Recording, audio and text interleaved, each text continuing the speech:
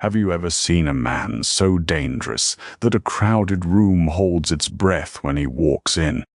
At Manhattan's most elite restaurant, everyone was terrified of the city's most notorious crime boss. They all cowered until one exhausted minimum-wage waitress decided she'd finally had enough. The air inside Elsubnau, the Michelin-starred fortress of culinary excess nestled deep in Greenwich Village, was always thick with the scent of white truffles and old money.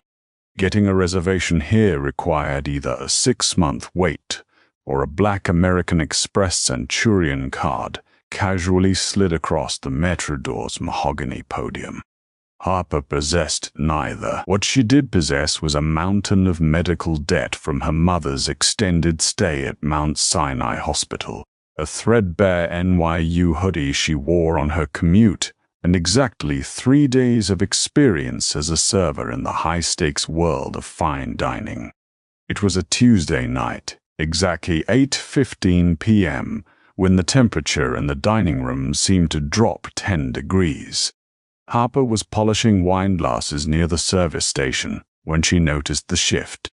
The usual hum of wealthy patrons clinking baccarat crystal fell to a hushed, nervous murmur. The maître d', a polished Frenchman named Henri, who usually carried himself like royalty, practically sprinted to the heavy oak double doors. "Who is that?" Harper whispered to Tommy, a senior waiter who was suddenly gripping his order pad so tightly his knuckles were white. "That," Tommy breathed, his eyes wide, "is Adrian Costello." Harper raised an eyebrow. Adrian Costello didn't look like the mobster she'd seen in movies. There were no fedoras, no cheap tracksuits. He looked like a ruthless Wall Street titan. Dressed in a midnight blue bespoke Tom Ford suit that probably cost more than Harper's college tuition, he moved with the terrifying, predatory grace of a man who owned everything he laid eyes on. On his left wrist, a platinum Rolex Daytona caught the dim chandelier light. He was flanked by 2 men who, despite wearing tailored suits of their own, clearly carried concealed weapons beneath their jackets. Costello didn't wait to be seated. He walked directly to corner booth 4, the most secluded and defensible table in the restaurant facing the door. "I'm not going over there," Tommy muttered, backing away into the shadows of the service alley. Last month, a busboy spilled a drop of Pellegrino on his shoe. Costello didn't say a word, just stared at him. The kid quit the next day and moved back to Ohio. "Someone has to take his table," Harper pointed out, grabbing her order pad. "Better you than me, new girl." He destroyed the last 3 servers who looked him in the eye. Tommy shoved a crisp $100 bill into Harper's apron pocket. "Here, a hazard pay advance. Please, just take my section." Harper looked at the $100 bill, then at the terrifying man in booth 4. She was running on 3 hours of sleep, a stale bagel, and the crushing weight of a final eviction warning on her apartment door. She simply did not have the energy to be afraid of a rich man with an attitude problem. Smoothing down her black apron, Harper marched straight into the lion's den. As she approached the table, the 2 bodyguards subtly shifted, blocking her path. Costello raised a single manicured hand. The guards parted silently. He didn't look up from his phone, his jawline sharp and rigid. "Good evening," Harper said, her voice steady, devoid of the trembling reverence he was clearly accustomed to. Sparkling or still? Costello finally slowly lifted his gaze. His eyes were the color of storm clouds, a piercing, cold gray that seemed to analyze and dissect her in a fraction of a second. He was accustomed to waitstaff stuttering, bowing, practically begging for his approval. Harper just stood there, clicking her pen with a quiet snick, snick, snick sound, looking at him with mild impatience. "Still," he murmured, his voice a low, gravelly baritone that sent an involuntary shiver down her spine. "And bring the 2015 Sassicaia, decanted. If it hasn't been breathing for exactly 20 minutes before it touches my glass, I'll have the bottle broken over the sommelier's head." 20 minutes. Understood, Harper replied dryly. "And for dinner? Or are we just threatening the staff tonight?" The silence that followed was deafening. One of the bodyguards actually gasped, his hand twitching toward his lapel. Henri, watching from the podium across the room, looked like he was about to faint. Adrian Costello leaned back against the plush velvet booth, his eyes narrowing. He studied the tired bags under her eyes, the defiant set of her chin, and the complete lack of fear in her posture. A slow, dangerous smirk tugged at the corner of his mouth. "The veal chop," he said softly. "Medium rare. Tell the chef if it's overcooked. I'll buy this restaurant just to fire him." "Veal chop, medium rare. I'll make sure to pass along the real estate threat," Harper replied seamlessly. She turned on her heel and walked away, feeling his heavy gaze burning into her spine every step of the way to the kitchen. The kitchen was in pure chaos, but when Harper handed the ticket to the expediter and casually relayed Costello's demands, the entire line froze. The head chef practically shoved a sous chef out of the way to personally oversee the veal. 20 minutes later, to the exact second, Harper returned to corner booth 4. She carried the silver tray with the decanted sassicaia and a single crystal glass. She poured it with practiced precision, stepping back as Costello lifted the glass to the light, swirling the dark ruby liquid. He took a slow sip. Harper waited. "It's too cold," Costello declared, his tone flat. "It's barely 60 degrees. I am not drinking chilled red wine like a barbarian." Any other waiter would have panicked. They would have apologized profusely, offered to comp the bottle, and begged for forgiveness. Harper, however, had spent her morning arguing with insurance adjusters. Her patience for wealthy arrogance was completely tapped out. She stepped forward, leaned slightly over the table, and placed her hand flat on the cool linen cloth, bringing her face just inches from his. "Mr. Costello," Harper said, her voice dropping to a harsh, quiet whisper meant only for him. "That bottle is stored in a climate-controlled cellar set precisely to 62 degrees, which is the exact cellar temperature recommended by the Tenuta San Guido estate. If you wanted it at room temperature, you should have called 20 minutes earlier. Now, I can either leave it here to warm up, or I can go to the back and fetch you some ice cubes like a child. Your choice." The bodyguards lunged forward. Costello shot his hand up, stopping them dead in their track. He stared at Harper. The tension in the air was so thick you could choke on it. For an agonizing 10 seconds, neither of them blinked. Then abruptly Adrian Costello threw his head back and laughed. It was a rich, booming sound that echoed through the silent dining room, startling the other guests. "Leave the wine," he chuckled, shaking his head. "And what's your name, sweetheart?" "Harper." "Well, Harper, you're the first person in 5 years to tell me no without a gun in your hand." The rest of the service went flawlessly, though Costello's eyes never left her as she moved around the floor. When he finally stood to leave, he didn't wait for the check. He dropped a black leather money clip on the table and walked out into the Manhattan night. When Harper went to clear the table, she found 3 crisp $1,000 bills tucked under his empty crystal glass. Beneath them was a napkin with a phone number and 2 words scrawled in black ink, "For the ice." She crumpled the napkin and threw it in the trash. She wasn't an idiot. Getting involved with the mob was a death sentence.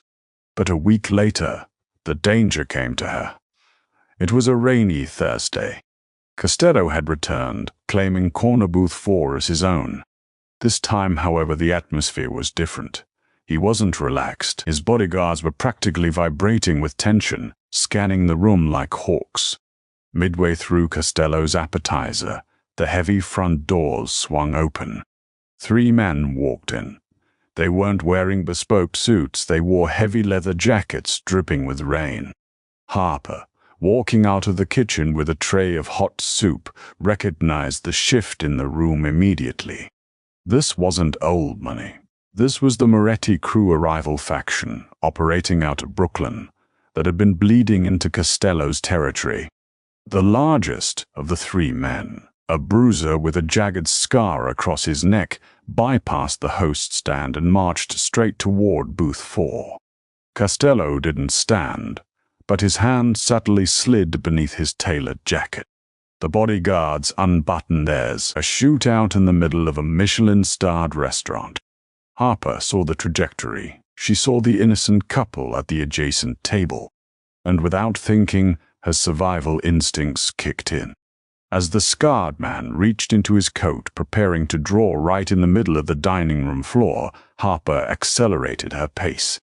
Just as she crossed between the rival thug and Costello's table, she deliberately caught the toe of her shoe on the thick Persian rug. With a perfectly calculated shriek, Harper pitched forward. The silver tray flipped. 2 bowls of scalding hot French onion soup launched through the air, directly onto the chest and face of the scarred Moretti enforcer. The man screamed in agony, his hand flying out of his coat emptied to claw at the searing cheese and broth burning his skin. The sudden chaotic distraction broke the deadly standoff. The restaurant erupted into gasps and commotion. Costello's men instantly drew their weapons, pressing the barrels discreetly against the ribs of the remaining 2 Moretti thugs, under the cover of the screaming man.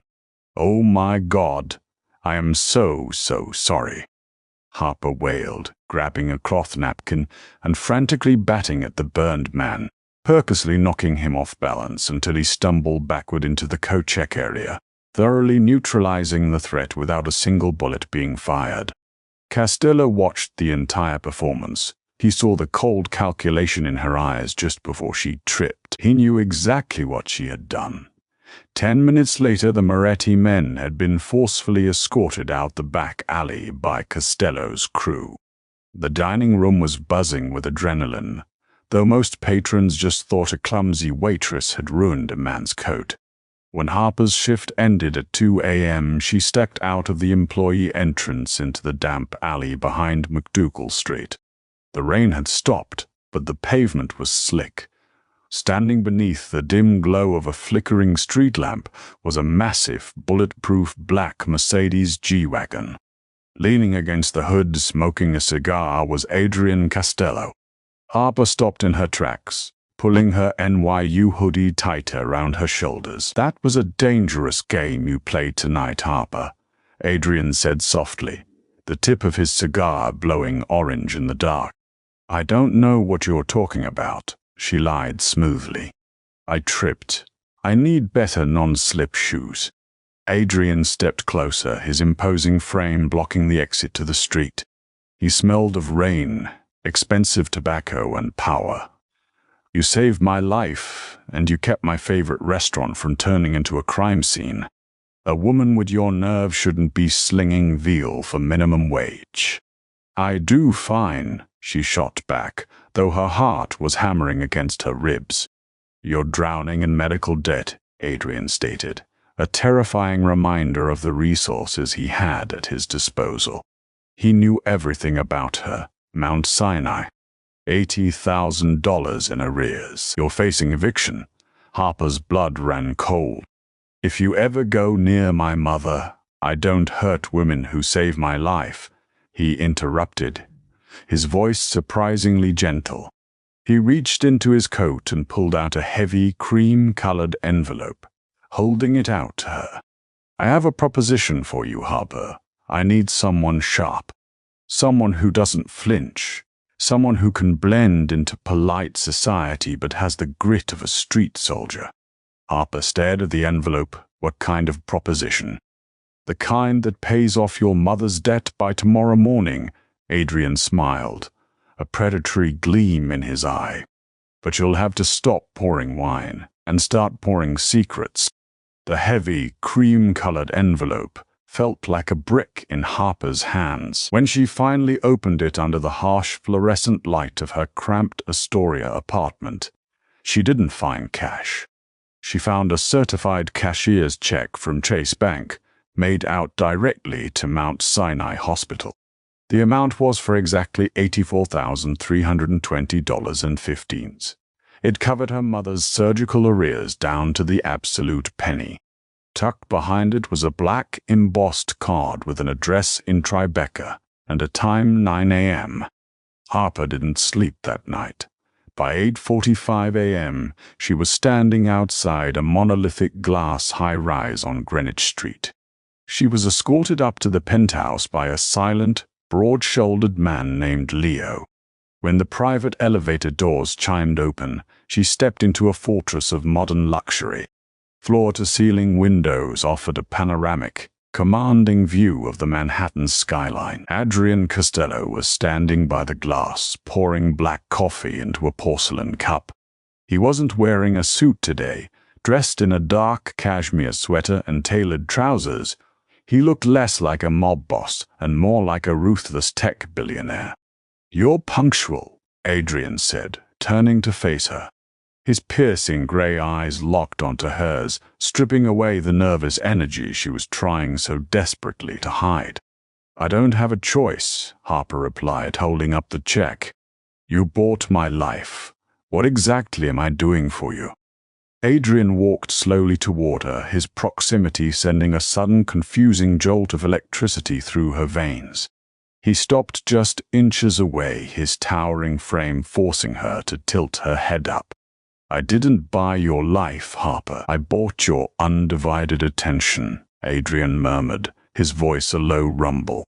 "My organization has a leak. The Moretti family knew exactly where I was dining last Thursday. They know the shipping manifests coming out of Port Newark before my own foreman do. Someone in my inner circle is a rat, and you want me to find out who it is?" Harper scoffed, crossing her arms. "I'm a waitress, Mr. Costello, not an FBI profiler." "You read people," Adrian countered, stepping even closer. The scent of his cedarwood cologne was intoxicating.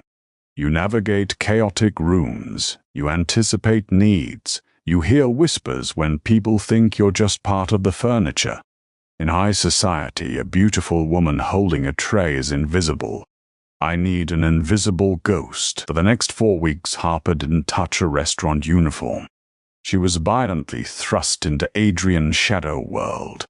Leo, Adrian's fiercely loyal enforcer, trained her in counter-surveillance, concealed carry protocols with a compact Block 43 and the complex web of New York's 5 Brora syndicates. But the real tension wasn't the danger, it was Adrian. He was everywhere.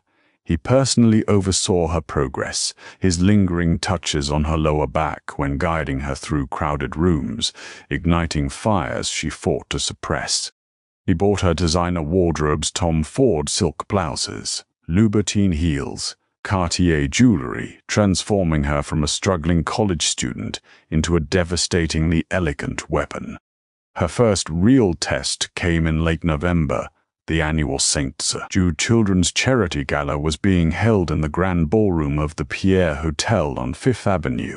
It was the premier event of the season, a place where legitimate Wall Street billionaires rubbed elbows with the city's most powerful, beautifully disguised criminals. Her target was Richard Gallagher, the CEO of Vanguard Capital. Adrian suspected Gallagher was laundering the Moretti family's drug money through his offshore hedge funds. If Harper could get close enough to clone Gallagher's encrypted phone or overhear a meeting, Adrian could squeeze him for the name of the rat. Harper entered the ballroom in a breathtaking, backless, emerald green Oscar de la Renta gown that Adrian had personally selected. She looked like old money. Adrian was across the room, flanked by politicians, but his eyes never left her. Every time a man looked at her for too long, Adrian's jaw tightened. Using her practiced hospitality charm, Harper effortlessly bypassed the security perimeter around the VIP lounges. She claimed she was looking for the event coordinator, flashing a dazzling smile at Gallagher's private bodyguards. It worked. She slipped into the adjoining private library just as Gallagher entered through the opposite door, accompanied by another man. Harper quickly ducked behind a heavy velvet curtain, holding her breath, her heart hammering wildly against her ribs. "The feds are sniffing around the shell accounts in the Cayman Islands," Gallagher's reedy voice echoed in the quiet room. "I need the Morettis to halt the cash drops for a month. It's getting too hot. Lorenzo Moretti doesn't halt operations for anyone, Richard." A second voice replied. Harper's blood turned to ice. She knew that voice. It wasn't a Moretti thug. It was Matteo, Adrian's trusted underboss, the man who had been at Adrian's side for 15 years. Then Costello is going to find out, Gallagher panicked.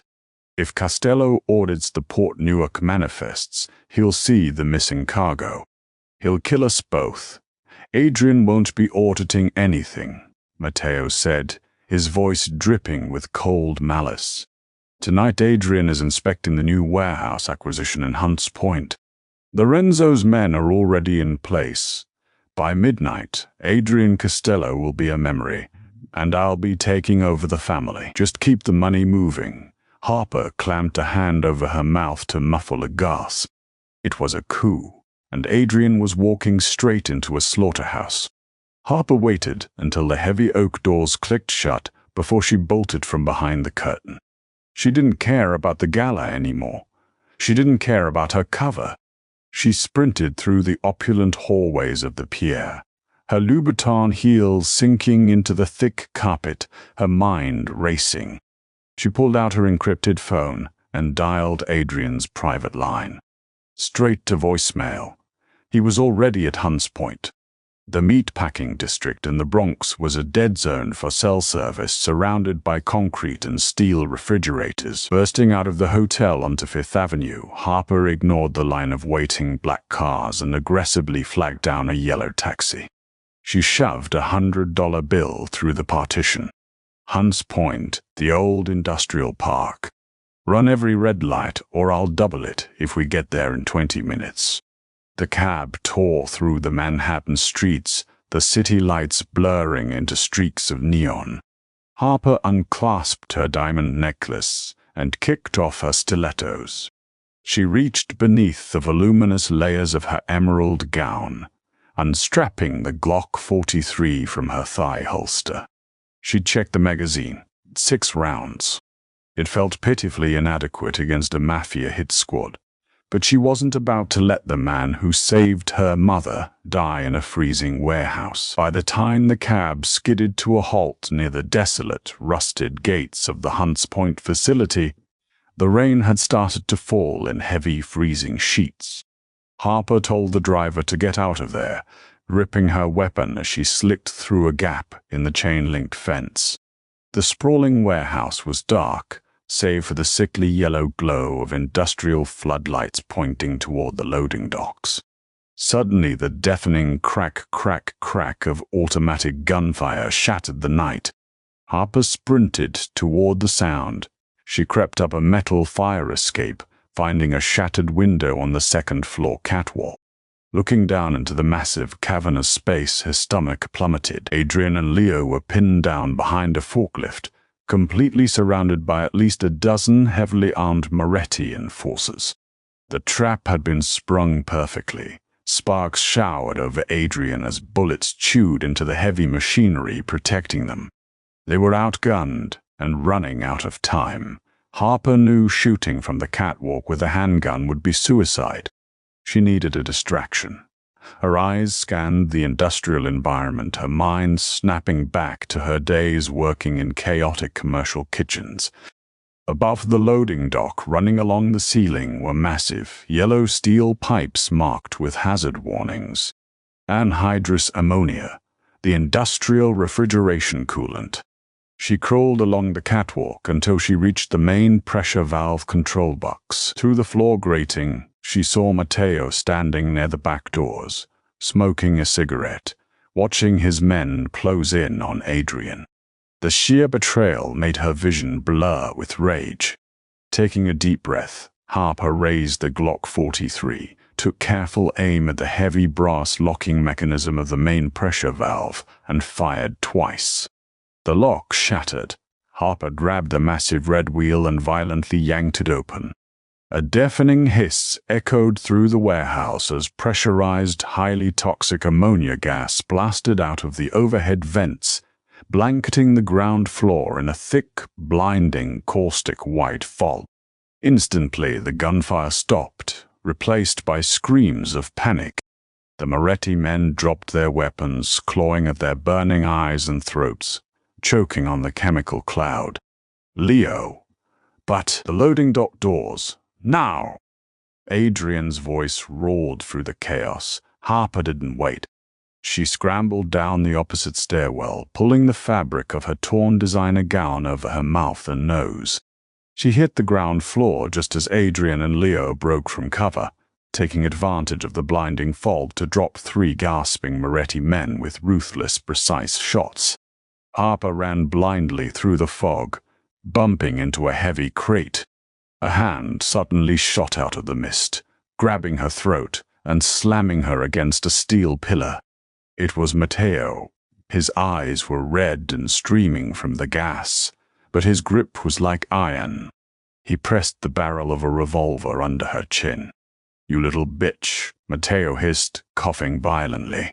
"I knew you were a problem the day he brought you in." Harper couldn't breathe. Black spots danced in her vision. But she didn't panic. She remembered what Leo taught her. Never fight the strength, attack the vulnerability.